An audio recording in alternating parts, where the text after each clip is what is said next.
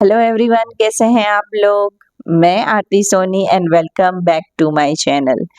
आज मेरा वही कहना है, नया दिन नया डिस्कशन, लेकिन टॉपिक हमारा वही, क्योंकि कल का टॉपिक इतना लंबा था कि हम वो एक वीडियो में कवर नहीं कर पाए, इसलिए हमें वीडियो का दूसरा पार्ट बनाना पड़ा। जिन जिन लोगों ने वो वीडियो नहीं देखा, तो वीडियो मैं ज़रूर आपको यहाँ दे रही हूँ, तो वो वीडियो आप पहले देख लीजिए, फिर कंटिन्यू आप यहाँ से करिए। और जो इस वीडियो में ही कंटिन्यू करना चाहते हैं, तो उसके बारे में हम ज़रूरी डिस्कस करेंगे। तो वो टॉपिक ये है कि हम वेडिंग में पहले से इतनी सारी तैयारियाँ करते हैं, कॉस्ट्यूम में, हमारी ज्वेलरी में, लेकिन कुछ-कुछ चीज़ें हम बहुत ही अवॉइड कर देते हैं, कुछ-कुछ हम बहुत ही बड़ी-बड़ी मिस्टेक कर देते हैं और फिर हम बाद में हम पछताते हैं। तो वो क्या मिस्टेक है जो मैंने कर दी, आप भी कभी-कभी कर देते हो और सारे लोग कहीं-कहीं वो मिस्टेक ही कर ही देते हैं। तो पहले से हम थोड़ा प्रिपेयर हो जाएँ, तो हम वो मिस्टेक को अवॉइड कर सकते हैं। तो उसके बारे में हम आज फिर डिस्कस करेंगे, तो वीडियो को पर बने रहिए और वीडियो को पूरा देखिए। कई लोगों का ऐसा कहना है कि हमें मेकअप करने के बाद हमारे फेस पर बहुत ज़्यादा पिंपल आ जाते हैं, इसलिए हम मेकअप अवॉइड करते हैं। आपको कभी ऐसा हुआ है कि मेकअप करने के बाद आपका फेस पूरा पिंपल से भर गया और फिर आप सोचते हो कि मुझे शायद मेकअप सूट नहीं करा? लेकिन का कभी आपने ये नोटिस किया है कि आपने मेकअप लगाया, क्या आपने मेकअप ठीक से रिमूव किया? नहीं, तो फिर ये होना ही था ना। हमेशा हम ये गलती तो कर ही देते हैं, मेकअप से पहले स्किन को अच्छे से प्रेप कर लिया, मेकअप अच्छा हो गया, मेकअप एकदम फ्लॉलेस दिखा, हमारा दिन बहुत ही अच्छा गया और जैसे-जैसे दिन ढला, फिर हम शाम होते ही एकदम थक जाते हैं, एकदम टायर्ड हो जाते हैं और फिर बिना मेकअप रिमूव करे ही हम सो जाते हैं। तो फिर क्या होगा? फिर आपके फेस पर एक्ने बनेंगे ही, आपकी स्किन में थोड़ी-सी इरिटेशन होगी ही और तो फिर हम सोचेंगे कि हमको मेकअप सूट ही नहीं करा, लेकिन आपको मेकअप रिमूव करना भी बहुत ही ज़रूरी है। हमारे पास ऐसी कौन-सी चीज़ें हैं जिसे हम ईज़िली मेकअप रिमूव कर सकते हैं? तो मिसेलर वाटर आपके पास ना हो, तो आप क्लींजिंग मिल्क से भी मेकअप रिमूव कर सकते हैं। जो क्लींजिंग मिल्क भी अवेलेबल ना हो, तो कोकोनट ऑयल से भी हम मेकअप रिमूव कर सकते हैं। कोकोनट ऑयल हमें बना के फेस पे रखना नहीं है। कोकोनट ऑयल से फर्स्ट हमें मेकअप की लेयर ही रिमूव करनी है। रब करने के बाद आपको फेस पर से पूरा मेकअप रिमूव होने के बाद आपको फेस वॉश ही करना है। तो आप कोकोनट ऑयल से भी मेकअप रिमूव कर सकते हैं और आपके पास वो भी अवेलेबल ना हो, तो आप कोई भी फेस क्रीम जो थोड़ा मॉइस्चर वाला हो, उससे भी आप मेकअप रिमूव कर सकते हैं। आप अच्छी तरह से पूरे फेस पर मसाज करके, वाइप आउट करके, फिर मेकअप रिमूव करके, फेस वॉश करने के बाद ही आप स्किन में मॉइस्चराइज़र लगा के मेकअप रिमूव कर सकते हैं। फिर ये भी सारी चीज़ें आपके पास अवेलेबल ना हो, तो क्या करें? तब आप लास्ट ऑप्शन में रखिए बेबी वाइप्स। कोई अल्कोहल वाले वाइप्स नहीं, सिर्फ बेबी वाइप्स जो एकदम जेंटल है, उससे भी आप मेकअप रिमूव कर सकते हैं। उससे आप पूरे फेस पर वाइप आउट करके मेकअप रिमूव करने के बाद फेस वॉश कीजिए और उसके बाद फेस पर मॉइस्चराइज़र लगाइए, जिससे आपकी स्किन एकदम हाइड्रेटेड रहे। और दूसरी मिस्टेक है कि हम कभी-कभार लेंस पहनते हैं। लेंस पहनने के बाद हमारे आईज़ में इतनी ज़्यादा बर्निंग होती है, स्टाइल की वजह से हमारा हेल्थ भी खराब कर लेते हैं।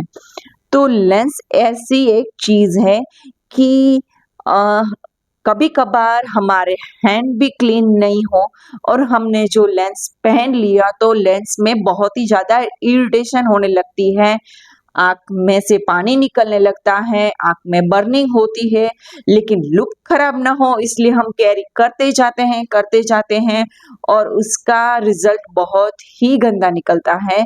तो आप जो अच्छे से लेंस कैरी ना कर पाओ, तो आप बिल्कुल ही लेंस कैरी मत कीजिए। एकदम गर्मी के पास भी बैठना होता है, तो जो आप अच्छे से कैरी ना कर पाओ, तो बिल्कुल ही कैरी मत कीजिए। थोड़े दिन पहले ही वो पहन के देख लीजिए कि आप वो चीज़ में या जैसे कि लेंस में आप कंफर्टेबल हो या नहीं हो। जो हो तो आप ज़रूर कैरी कीजिए और कंफर्टेबल नहीं हो तो प्लीज़ इसे इग्नोर कीजिए। बात करते हैं मिस्टेक नंबर 3 की, जो मैं हमेशा करती हूँ और हर बार मैं सोचती हूँ कि ये मैं मिस्टेक अभी नेक्स्ट टाइम कभी नहीं करूँगी, फिर मैं भूल जाती हूँ, फिर वह मिस्टेक करती हूँ। वो क्या है पता है? वो है अनकंफर्टेबल फुटवियर पहनना। जी, हम कभी-कभी मैचिंग करने में, स्टाइलिंग करने में कंफर्ट तो बिल्कुल ही भूल जाते हैं और इसका रिज़ल्ट बहुत ही गंदा निकलता है। हम तो एक्चुअली ऐसे ही सोचते हैं कि मैरिज यानी गाड़ी में बैठना, वहाँ जाकर वेन्यू में बैठना और वेन्यू से गाड़ी में बैठना। लेकिन इतनी ईज़ी बात नहीं है। शादी में तो ज़्यादा दौड़-भाग होती है और ज़्यादा चलना ही हो जाता है और बाद में जो पैरों की हालत होती है, वो बहुत ही गंदी हालत होती है। उसकी वजह से हम इधर से उधर चल भी नहीं पाते और फंक्शन में किसी को कह भी नहीं पाते और खुद सह भी नहीं पाते। तो ये मिस्टेक आप कभी मत करिए, कंफर्टेबल फुटवियर ही पहनिए। हम पहले से तो ये सारे चीज़ें हम तैयार करके रखते हैं, तो एक कंफर्टेबल फुटवियर आप ज़रूर ही बाय कर लीजिए। ऐसे ही नहीं कि हाँ, चलेगा कुछ भी, ऐसे करके कोई भी अनकंफर्टेबल फुटवियर पहने जिससे आपके पैरों में, घुटनों में भी सूजन आ जाए और दूसरे दिन तो आप आपसे चला ही ना जाए। ये मिस्टेक आप कभी मत करिए।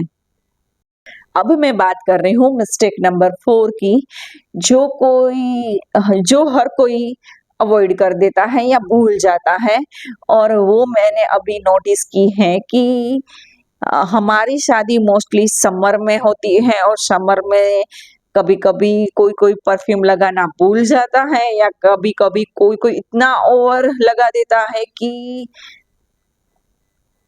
हेडेक बन जाता है, परफ्यूम ही हेडेक बन जाता है। तो ये मिस्टेक आप कभी मत करिए। पूरा दिन जो परफ्यूम हमने जो कैरी करना है तो आप वो परफ्यूम को एकदम ही माइल्ड रखिए कि पूरा दिन आपका परफ्यूम ही आपका सिर दर्द ना बन जाए।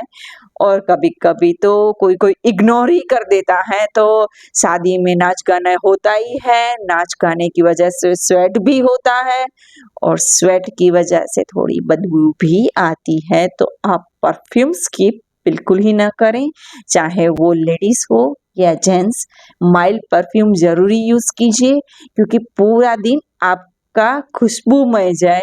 सो ये आप मिस्टेक बिल्कुल ही ना करें।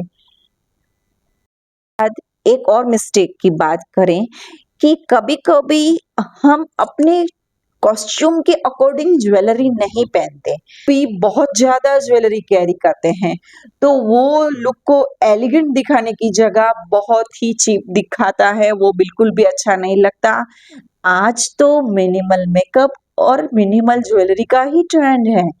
ऐसा नहीं कि आप बिल्कुल ही मत पहनिए, अपने कॉस्ट्यूम के अकॉर्डिंग पहनिए और ये गोल्डन सिल्वर वाला तो बहुत ही चल रहा है, हाँ, वो तो मोस्टली सब इग्नोर कर रहे हैं, पता नहीं इसमें सबको क्या दिक्कत है। आप नाइट फंक्शन में हो, तो आप सिल्वर अकॉर्डिंग कुछ भी ज्वेलरी पहन सकते हो, सिल्वर में पहन सकते हो, डायमंड में पहन सकते हो, कभी-कभार रोज़ गोल्ड भी चलता है, लेकिन आप अ, दिन के फंक्शन में ऐसी चमकीली ज्वेलरी पहनोगे तो आप किसी को भी देखने में अच्छी नहीं लगेगी।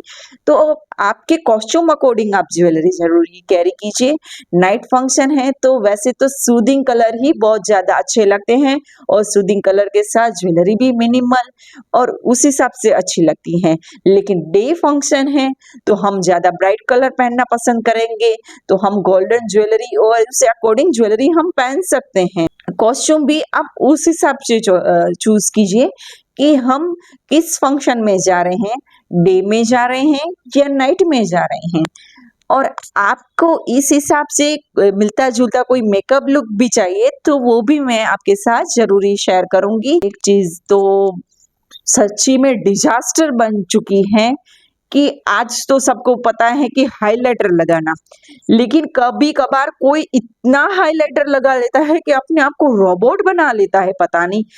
एक मिनिमल हाइलाइटर अपनी हाइट पॉइंट को हाइलाइट दिखाने के लिए ही अच्छा लगता है, नहीं कि पूरा फेस को रोबोट बनाने के लिए।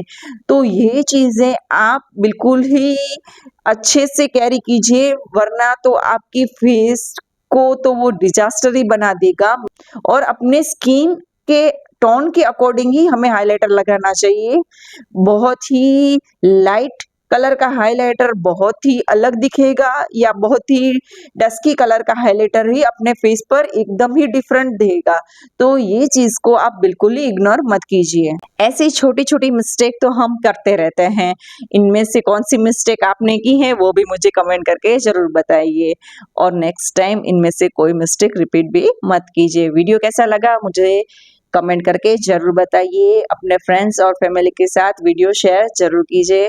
मिलते हैं नेक्स्ट वीडियो में। Till you then bye bye और सब्सक्राइब करना बिल्कुल ही मत भूलिए।